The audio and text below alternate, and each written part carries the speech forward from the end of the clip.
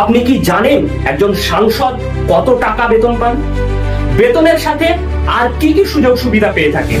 শপথ নেওয়ার পরপরই কোটি টাকার সুবিধা হাতের মুঠোয় চলে আসে একজন সাংসদের। 5 বছর সাংসদ থাকলেই পান মোটা টাকার পেনশন। অথচ দেশের সাধারণ মানুষ দিনের শেষে খাবারের চিন্তায় থাকে। ঠিক কত টাকা বেতন পান সাংসদরা? এর সাথে আর কি কি সুযোগ সুবিধা পেয়ে থাকেন জানবো আজকের ভিডিও।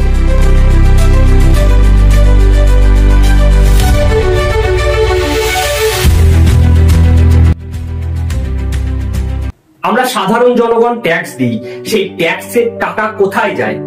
আমাদের নির্বাচিত সাংসদরা কি পরিমাণ বেতন পান আর তাদের জন্য কি কি সুবিধা বরাদ্দ থাকে? এসব নিয়ে অনেক বিতর্ক আছে, কিন্তু সত্যিটা কি?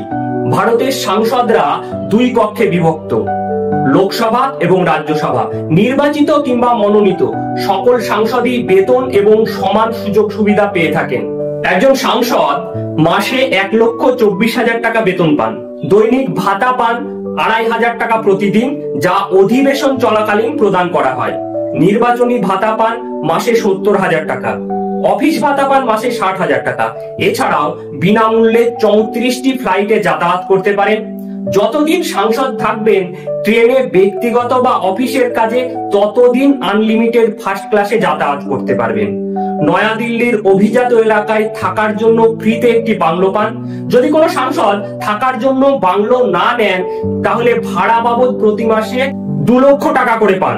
বছরে টেলিফোন খরচ বাবদ পান 1,50,000 টাকা। অর্থাৎ টেলিফোন খরচের জন্য প্রতি মাসে পান 12,500 টাকা। এছাড়া বছরে 50,000 ইউনিট বিদ্যুৎ ফ্রি পান, অর্থাৎ প্রতি মাসে প্রায় 4,200 ইউনিট বিদ্যুৎ ব্যবহার করতে পারেন। সরকারি এবং বেসরকারি হাসপাতালে মেডিকেল সুবিধা, পেনশন সুবিধা, ব্যক্তিগত সহকারী ও সচিবের জন্য খরচ।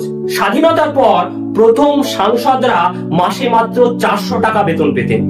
2010 সালে সাংসদদের বেতন প্রায় 3 গুণ বৃদ্ধি করা হয়। বর্তমানে সেটা বাড়তে বাড়তে আজ পাহাড় প্রমাণ হয়ে দাঁড়িয়েছে। এই সমস্ত সুবিধার টাকা আসে আমাদের পরিশ্রমের কর থেকে। ভারতীয় জনগণের দেওয়া ট্যাক্সের একটা বড় অংশ সাংসদদের জীবনযাত্রার জন্য বরাদ্দ থাকে। সাংসদদের দায়িত্ব জনগণের উন্নতি করা, কিন্তু এত বেশি সুযোগ সুবিধা দেওয়া কি যুক্তিসঙ্গত? বিশ্বের অনেক দেশের তুলনায় ভারতের সাংসদরা অনেক বেশি সুযোগ সুবিধা পান।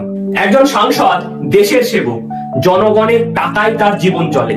তাই আমাদের জানা উচিত আমাদের ভোটে নির্বাচিত প্রতিনিধিরা কি সুযোগ সুবিধা পাচ্ছেন এবং কিভাবে তারা জনগণের অর্থ ব্যয় করছেন। সাংসদদের এই রাজকীয় সুযোগ সুবিধা নিয়ে আপনার মতামত কমেন্টে জানাবেন। ভিডিওটি ভালো লেগে থাকলে লাইক করুন। এই ধরনের আরো ভিডিও পেতে চ্যানেলটি সাবস্ক্রাইব করে রাখুন।